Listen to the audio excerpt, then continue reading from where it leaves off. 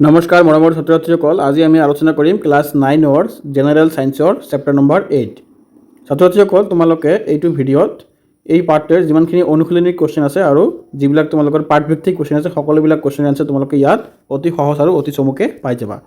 Just তোমালোকে কি কৰিবা, ভিডিঅ'টো চাই থাকা, ইয়াত তোমালোকৰ এক্সামৰ কাৰণে খুবেই উপকাৰী হ'ব। সো এতিয়া আমি আলোচনা কৰিম ইয়াৰ প্ৰশ্নাৱলীত থকা কোৱেশ্চনখিনি।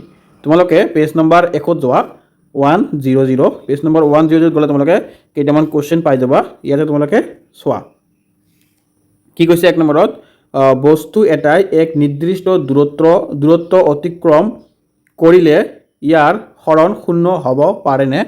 যদি পাৰে তেন্তে তোমাৰ উত্তৰৰ সমৰ্থন উদাহৰণ এটা দিয়া।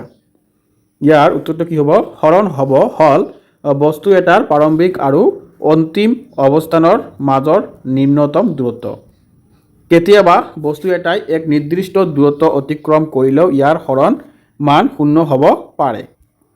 তাৰপিছত তোমালোকে অহা 2 নম্বৰ কোৱেশ্চন কি কৈছে, খেতিয়ক এজনে 10 মিটাৰ বাহুৰ বৰ্গাকৃতি পথাৰ এখনৰ সীমাৰে 40 ছেকেণ্ডত ভ্ৰমণ সম্পূৰ্ণ কৰে। 2 মিনিট 20 ছেকেণ্ড সময় অতিবাহিত হোৱাৰ পিছত প্ৰাৰম্ভিক অৱস্থাৰ পৰা তেওঁৰ হৰণৰ মান কিমান হ'ব? ছাত্ৰ ছাত্ৰীসকল, এইটো মেথটো তোমালোকে নিজে কৰি চাবা। মেথখিনি বুজাই গ'লে বহুত দীঘল হ'ব আৰু বহুতো মেথ আছে এই চেপ্টাৰটোত। সেইকাৰণে তোমালোকে মেথখিনি মই লৈ আহিছোঁ, কিন্তু বুজাই দিয়াত অলপ টাইম যাব বহুত। সেইকাৰণে তোমালোকে এইবিলাক নিজে কৰাৰ চেষ্টা কৰা বা নিজে প্ৰেক্টিছ কৰিবা। মই ইয়াত ধুনীয়াকৈ লৈ আহিছোঁ, তোমালোকে জাষ্ট চাই প্ৰেক্টিছ কৰি ল'ব, অলপ তোমালোকৰ খুবেই উপকাৰ হ'ব। তাৰপিছত তোমালোকে অহা 3 নম্বৰ কি কৈছে, হৰণৰ ক্ষেত্ৰত তলৰ কোনটো সত্য? উত্তৰটো হ'ব ই শূন্য হ'ব নোৱাৰে। এইটো আমাৰ অসত্য। ইয়াৰ মান বস্তুটোৱে অতিক্ৰম কৰা দূৰত্বতকৈ বেছি, এইটো হ'ব অসত্য। তাৰপিছত অহা পেজ নম্বৰ 102 102। ছাত্ৰ ছাত্ৰীসকল, পেজ নম্বৰ 102 আমি আলোচনা কৰাৰ আগতে তোমালোকক ক'ব বিচাৰোঁ যে যিসকল ছাত্ৰ ছাত্ৰীয়ে মোৰ চেনেলটোত প্ৰথমবাৰৰ বাবে আহিছা, তোমালোকে চেনেলটো ছাবস্ক্ৰাইব কৰি ৰাখি দিয়া। তেনেহ'লে তোমালোকে এই চেনেলত এনেকুৱা টাইপৰ ভিডিঅ' যিমানখিনি মই দি থাকিম আৰু বেলেগ ছাবজেক্টৰ ভিডিঅ' মই দি আছোঁ, সেইবিলাকো তোমালোকে পাই যাবা।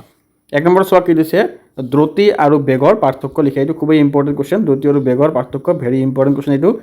দ্ৰুতি আৰু বেগৰ মাজত থকা পাৰ্থক্য তলত উল্লেখ কৰা হ'ল। 1 নম্বৰ কি চোৱা, কোনো গতিশীল বস্তুৱে একক সময়ত অতিক্ৰম কৰা দূৰত্বক দ্ৰুতি বুলি কোৱা হয়। আনহাতে কোনো গতিশীল বস্তুৱে কোনো নিৰ্দিষ্ট দিশত একক সময়ত অতিক্ৰম কৰা দূৰত্বক বেগ বুলি কোৱা হয়। তাৰপিছত দিছে কি, দ্ৰুতি স্কেলাৰ ৰাশি, আনহাতে বেগ হ'ল কি আমাৰ ভেক্টৰ ৰাশি। তোমালোকে এই দুটা ভালকৈ মনত ৰাখিবা, একেবাৰে ইজি বস্তু হয় আৰু অতি সহজ হয়। এইবিলাক দুটা এটা ৱাৰ্ড হয়, সেইকাৰণে এইখিনি তোমালোকৰ ভালকৈ মনত থাকিব। তাৰপিছত অহা 2 নম্বৰ কি কৈছে, কি চৰ্ত বা কি চৰ্ত সাপেক্ষে বস্তুৰ গড় বেগৰ মান তাৰ গড় দ্ৰুতিৰ সমান হয়? ইয়াৰ উত্তৰটো কি হ'ব, গতিশীল বস্তু এটাই যদি সৰল ৰৈখিক দিশত গতি কৰে তেতিয়া তাৰ গড় দ্ৰুতি আৰু গড় বেগৰ মান সমান হয়। তাৰপিছত অহা 3 নম্বৰ কি কৈছে, মটৰ গাড়ীৰ অডোমিটাৰে কি জোখে? মটৰ গাড়ীৰ অডোমিটাৰে কি জোখে? মটৰ গাড়ীৰ অডোমিটাৰে অতিক্ৰম কৰা দূৰত্ব জোখে। যদি তোমালোকৰ এক্সামত কোৱেশ্চন আহে যে গাড়ীৰ দূৰত্ব জুখিবলৈ কি মিটাৰ ব্যৱহাৰ কৰা হয়, তোমালোকে লিখিবা অডোমিটাৰ ব্যৱহাৰ কৰা হয়। 4 নম্বৰ কি দিছে, সুষমভাৱে গতিশীল বস্তু এটাৰ গতিপথ কেনেকুৱা? ইয়াৰ উত্তৰটো কি হ'ব আমাৰ, সুষমভাৱে গতিশীল বস্তু এটাৰ গতি সৰল ৰৈখিক হয়। 5 নম্বৰ কি কৈছে, পৰীক্ষা এটাৰ সময়ত মহাকাশযান এখনৰ পৰা প্ৰেৰিত সংকেত এটা 5 মিনিটত ভূমিস্থিত ষ্টেচনত সংগৃহীত হ'ল। ভূমিস্থিত ষ্টেচনৰ পৰা মহাকাশযানখনৰ দূৰত্ব কিমান হ'ব? সংকেতটোৱে পোহৰৰ দ্ৰুতিৰে অৰ্থাৎ 3 × 10⁸ ms/s দ্ৰুতিৰে গতি কৰে। তোমালোকে ইয়াত উত্তৰটো দিয়া আছে, ইয়াত চাই তোমালোকে নিজে যিমান পাৰা প্ৰেক্টিছ কৰি লোৱা, কাৰণ মেথখিনি বুজাওঁতে বহুত সময় লাগিব আৰু এইবিলাক ইউটিউবৰ যোগেদি বুজোৱা ইমান এটা মানে হেৰি নহয়, তোমালোকে ভালকৈ বুজি নাপাবা চাগে।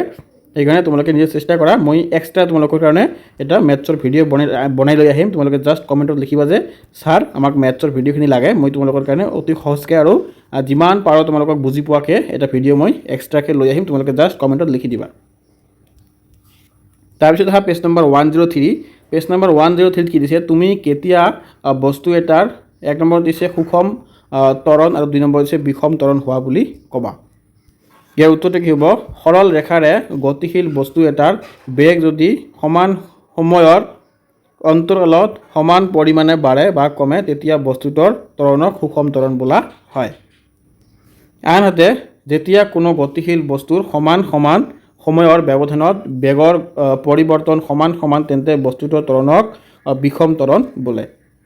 তাৰপিছত 2 নম্বৰত দি আছে কি বাছ এখনৰ দ্ৰুতি 5 ছেকেণ্ডত 80 কিলোমিটাৰ পাৰ আৱাৰৰ পৰা 60 কিলোমিটাৰ পাৰ আৱাৰলৈ হ্ৰাস পালে বাছখনৰ ত্বৰণৰ নিৰ্ণয় কৰা। এইটো খুবেই এটা সহজ কুৱেশ্যন আৰু ইম্পৰ্টেণ্ট হয় কুৱেশ্যনটো। তোমালোকৰ এনেকুৱা টাইপৰ কুৱেশ্যনখিনি এক্সামত বেছি আহে, সেইকাৰণে তোমালোকে এই কুৱেশ্যনটো কি কৰিবা, পাৰিলে যিমান পাৰা প্ৰেক্টিছ কৰা, মনত পৰা যাতে হেৰুৱাই নাযায় এক্সামত আহিলে। সেইকাৰণে এই কুৱেশ্যনটো তোমালোকে যিমান পাৰা প্ৰেক্টিছ কৰি ল'বা। মই লৈ আহিছোঁ, তোমালোকে চাই পাৰিলে প্ৰেক্টিছ কৰি ল'বা। তাৰপিছত তোমালোকে আহা কুৱেশ্যন নম্বৰ 3। ইয়াত কি কৈছে, ৰেলগাড়ী এখনে ষ্টেচন এটাৰ পৰা যাত্ৰা আৰম্ভ কৰি সুষম ত্বৰণেৰে 10 মিনিটত তাৰ দ্ৰুতি 40 কিলোমিটাৰ পাৰ আৱাৰলৈ বৃদ্ধি কৰিলে ইয়াৰ ত্বৰণ নিৰ্ণয় কৰা। তোমালোকে এইটো কুৱেশ্যন চাবা, এনেকুৱা টাইপৰ কুৱেশ্যন এক্সামত তোমালোকৰ বেছি আহে, সেইকাৰণে এইবিলাক কুৱেশ্যন যিমান পাৰা তোমালোকে প্ৰেক্টিছ কৰি ল'বা। প্ৰেক্টিছ কৰিলে কি হয় একচুৱেলি তোমালোকে মানে মনৰ পৰা হেৰাই নাযায়। যিমান প্ৰেক্টিছ কৰিবা সিমানে তোমালোকৰ মনত থাকিব, সেইকাৰণে প্ৰেক্টিছ বেছিকৈ কৰিবা। তাৰপিছত আহা তোমালোকে পেজ নম্বৰ 107। পেজ নম্বৰ 107ত কি দিছে, বস্তু এটাৰ দূৰত্ব, সময়, লেখ, সময়, অক্ষৰ, সমান্তৰাল এডাল সৰল ৰেখা, বস্তুটোৰ গতিৰ বিষয়ে তুমি কি মন্তব্য কৰিবা। ইয়াত উত্তৰটো কি হ'ব, বস্তু এটাৰ দূৰত্বৰ, সময়, লেখ, সময়, অক্ষৰ সমান্তৰাল হ'লে বস্তুটোৰ স্থিৰ অৱস্থাত থকাটো বুজাব। ইয়াত 2 নম্বৰ কি কৈছে, বস্তু এটাৰ দ্ৰুতি, সময়, লেখ, সময়, অক্ষৰ সমান্তৰাল এডাল সৰল ৰেখা, বস্তুটোৰ গতিৰ বিষয়ে তুমি কি মন্তব্য কৰিবা। ইয়াৰ উত্তৰটো কি হ'ব, বস্তুটোৱে সুষমভাৱে গতি কৰিব কাৰণ বস্তু এটা দ্ৰুতিৰ, সময়, লেখ, সময়, অক্ষৰ সমান্তৰাল এডাল সৰল ৰেখা, মানে বুজাইছে যে বস্তুটোৰ দ্ৰুতিৰ সমান সময়ৰ লগে লগে বাঢ়ি বা কমি যোৱা নাই। তাৰপিছত 4 নম্বৰত আহা, বেগ, সময়, লেখ এডালৰ তলৰ অংশই আৱৰি থকা কালিৰ জোখে নিৰ্দেশ কৰা ৰাশিটো কি। ইয়াৰ উত্তৰটো কি হ'ব আমাৰ, বেগ, সময়, লেখৰ তলৰ অংশ কালিয়ে গাড়ীখনে এক প্ৰদত্ত সময়ত অতিক্ৰম কৰা দূৰত্ব সৰণৰ মানক সূচায়। গাড়ীখনে অতিক্ৰম কৰা দূৰত্বক এছেৰে নিৰ্দেশ কৰা হয়। Page number 109। পেজ নম্বৰ 109 কি কৈছে চোৱা। 1 নম্বৰ কি দি আছে, এখন বাছ ৰৈ থকা অৱস্থাৰ পৰা গতি আৰম্ভ কৰিলে 0.1 মিটাৰ পাৰ ছেকেণ্ড স্কুৱেৰ ত্বৰণেৰে 2 মিনিট সময়ত গতি কৰিলে গাড়ীখনে লাভ কৰা দ্ৰুতি আৰু অতিক্ৰম কৰা দ্ৰুতি উলিয়াব লাগে। এইটো মেথ হয় তোমালোকৰ, এই মেথটো ভালকৈ চাই ল'বা তোমালোকে। এইটো ইম্পৰ্টেণ্ট হয় ক'ব গ'লে, এনেকুৱা টাইপৰ মেথছে তোমালোকৰ এক্সামত আহি থাকে, সেইকাৰণে তোমালোকে এইটো পাৰিলে প্ৰেক্টিছ কৰিবা 2-3 বাৰ। তাৰপিছত তোমালোকে আহা 2 নম্বৰ কি কৈছে, ৰেলগাড়ী এখন 90 কিলোমিটাৰ পাৰ আৱাৰ দ্ৰুতিৰে গতিশীল অৱস্থাত আছে। -0.5 মিটাৰ পাৰ ছেকেণ্ডৰ সুষম ত্বৰণ সৃষ্টি হোৱাকৈ গাড়ীখনত ব্ৰেক প্ৰয়োগ কৰা হ'ল। ৰেলগাড়ীখন ৰোৱাৰ আগলৈকে কিমান দূৰত্ব আগুৱাই গ'ল। ইয়াৰ উত্তৰটো তোমালোকে চোৱা, এইটো মেথ হয় তোমালোকৰ। মেথখিনি মই এক্সট্ৰাকৈ লৈ আহিম, তোমালোকে যদি কমেণ্টত কোৱা যে ছাৰ আমাক মেথখিনি এক্সট্ৰা লাগিব, সেইকাৰণে মই জাষ্ট খালি এটা ভিডিঅ' লৈ আহিম, জাষ্ট তোমালোকৰ ইয়াতে মেথছে থাকিব, সেইকাৰণে মই ইয়াত কৈ দিয়া নাই, কাৰণ ভিডিঅ'টো বহুত দীঘল হৈ যাব। ইয়াত গোটেইখিনি মেথ বুজাব গ'লে তোমালোকৰ 1-2 ঘণ্টা জাষ্ট মেথতে বুজোৱা যাব, আৰু বাকীবিলাক কুৱেশ্যন একো মানে আলোচনা কৰা নহ'ব। 3 নম্বৰ চোৱা, হেলনীয়া সমতল এখনেদি গতি কৰা ট্ৰলি এখনৰ ত্বৰণ 2 চেণ্টিমিটাৰ পাৰ ছেকেণ্ড, আৰম্ভণিৰ পৰা 3 ছেকেণ্ডৰ পিছত ইয়াৰ বেগ কিমান হ'ব। তোমালোকৰ এইটোও মেথ চাই ল'বা। মেথটো যেনেকৈ দি আছে আমি জানো, ইয়াৰ পিছতটো আছে A=V, তাৰপিছত দি আছে চোৱা। তাৰপিছত 4 নম্বৰ প্ৰশ্নটো আহা, বেগৰ প্ৰতিযোগিতাত ভাগ লোৱা গাড়ী এখনৰ সুষম ত্বৰণৰ মান 4 মিটাৰ পাৰ ছেকেণ্ড স্কুৱেৰ, আৰম্ভণিৰ পৰা 10 ছেকেণ্ডৰ পিছত ই কিমান দূৰত্ব অতিক্ৰম কৰিব। এইটো মেথ তোমালোকে চাবা, ধুনীয়াকৈ লৈ আহিছোঁ। তাৰপিছত আমাৰ কুৱেশ্যন কি আছে চোৱা।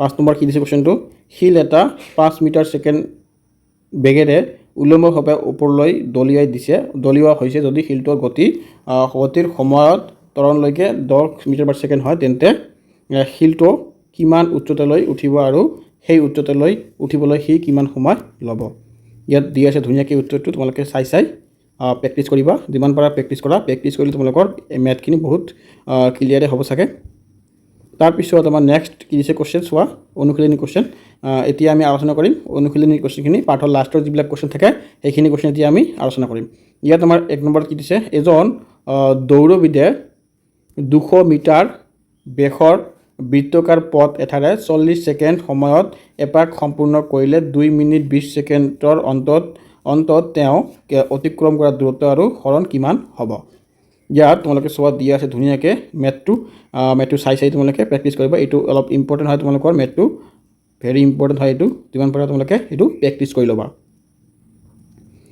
তাৰপিছত আমাৰ নেক্সট কোৱেশ্চন কি দি আছে চোৱা নেক্সট কোৱেশ্চন দিয়া আছে 2 নম্বৰত 300 মিটাৰ দৈৰ্ঘ্যৰ পোন পথ এটা মূৰ এ আৰু এৰ পৰা দৌৰ 2 মিনিট 30 ছেকেণ্ডত জোসেফ আন্তঃমূৰ বিত উপনীত হ'ল আৰু তাৰ পৰৱৰ্তী 1 মিনিটত সি বিন্দুলৈ 100 মিটাৰ উভতি আহিল এইটো খুবেই ইম্পৰ্টেণ্ট কোৱেশ্চন এইটো হয় এইবিলাক কোৱেশ্চন তোমালোকৰ একদম আহি থাকে সেইকাৰণে মেথটো তোমালোকে ভালকৈ চাই ল'বা তাৰপিছত আমাৰ নেক্সট কোৱেশ্চন কি আছে চোৱা আৰু তোমালোকক যদি মেথখিনি লাগে মই এক্সট্ৰা এটা ভিডিঅ' বনাই লৈ আহিম ইয়াতে বুজোৱাৰ সময় নাই সেইকাৰণে মই বুজাই দিয়া নাই এটা নেক্সট ভিডিঅ' তোমালোকে যদি লাগে কমেণ্টত জনাই দিবা মই তোমালোকৰ কাৰণে লৈ আহিম তাৰপিছত আহা 3 নম্বৰ ঠিক আছে আব্দুলে স্কুললৈ গাড়ী চলাই যাওঁতে তাৰ গড় দ্ৰুতি 20 কিলোমিটাৰ/আৱাৰ বুলি গণনা কৰিলে আৰু একে পথৰে উভতি আহোঁতে ভিৰ কম হোৱাৰ বাবে তেওঁৰ গড়